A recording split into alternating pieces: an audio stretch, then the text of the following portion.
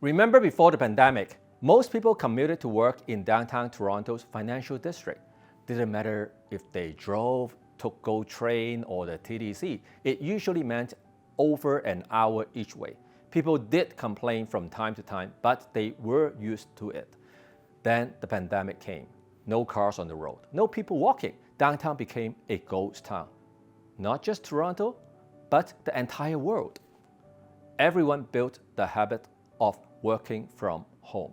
For the last few years, not many companies dare to ask employees to return to office 5 days a week. They were worried about losing their best people. Fast forward to today, things have changed. Premier Doug Ford has mandated that all Ontario government workers must be back 4 days a week by September and 5 days starting 2026. Big banks, TD, RBC, BMO, Scotiabanks are also following with their own mandates. Even Starbucks corporate staff in Toronto must return 4 days or take severance. Many more corporations are expecting to follow. So, why now? Why are employers suddenly bold enough to demand this? What changed? And what are they trying to achieve? Today, let's look at these mandates from different perspectives. The government, the companies, the employees, the economy, and finally, what this back to office mandate means for real estate.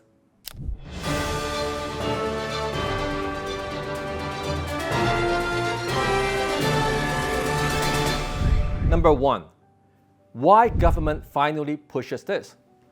I will let the data tell the story. 2019, pre-pandemic occupancy, about 78% of workers in downtown offices, or roughly 326,000 commuters every day. 2020 to 2021, occupancy dropped below 20%, from 78% to 20%. 2025, today, average weekly occupancy is back to 78%. Peak mid-weekdays hit almost 90%, but Fridays are still down to 50%. Wait a minute, just to be clear, occupancy doesn't mean how much space is leased. That's called vacancy.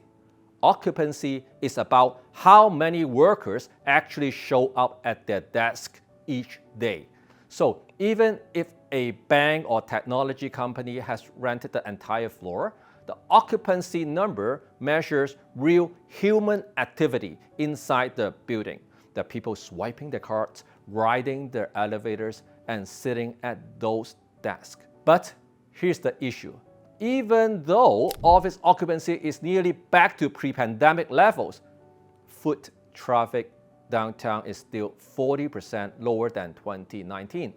That means fewer lunches, fewer coffee runs, and fewer shopping trips. The governments want more walking traffic to revitalize businesses. Restaurants, coffee shops, and many retailers can't survive without it. Even dry cleaners and hair salons have closed down. A lively downtown also keeps Toronto attractive for investment and keeps property tax flowing. And of course, more commuting means more demand for office space. Number two, why companies need this? Many employees say, we are just as productive at home, less commute, fewer distractions. And that's true. But this only applies to good employees.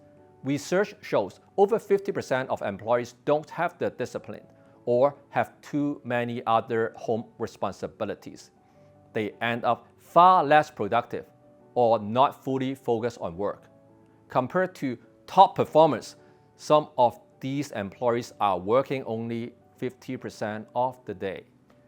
Good employees often compensate for the weaker ones, so overall productivity might not collapse.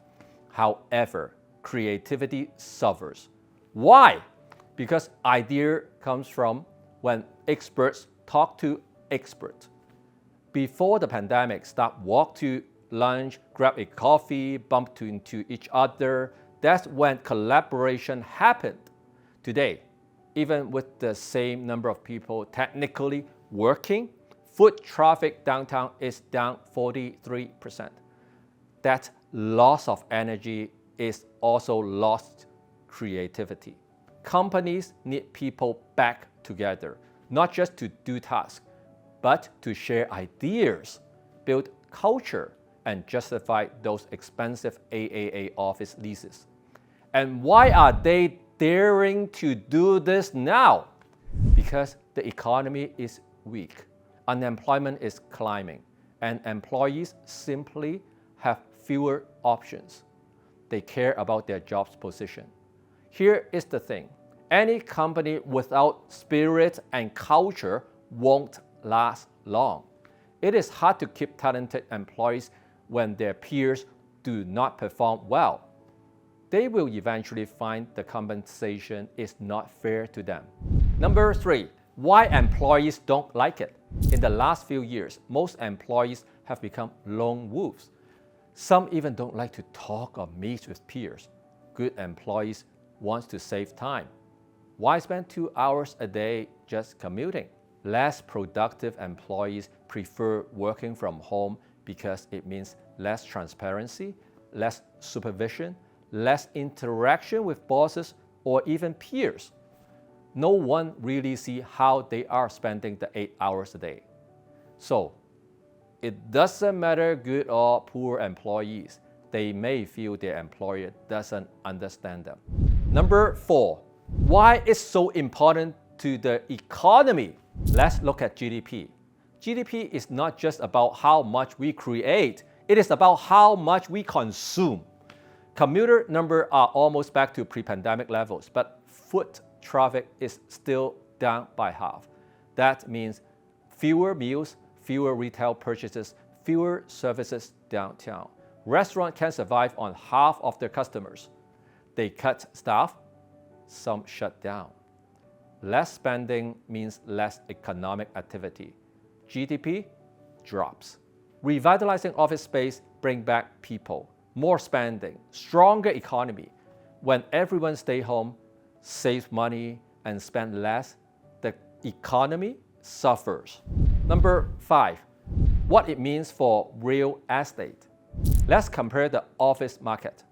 In 2019, downtown vacancy was about 7%.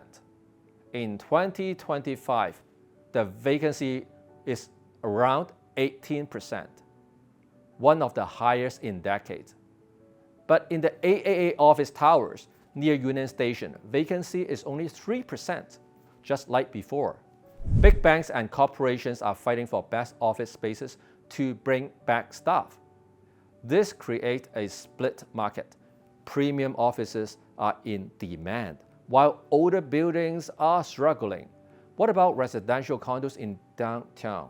More back to office mandates means more demand for condos and rental downtown. Here's the thing. Residential real estate price is a function of jobs surrounding.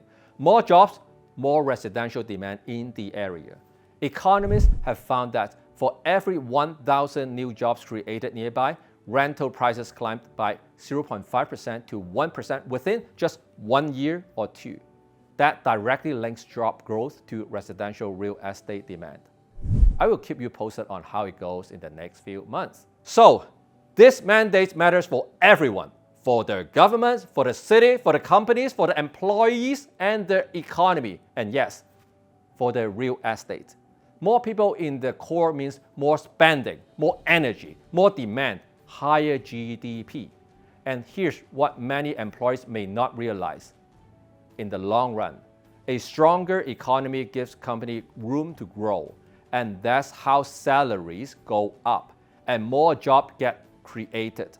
So the next time you head downtown for work, remember, you are not just commuting. You are part of the engine that keeps Ontario moving.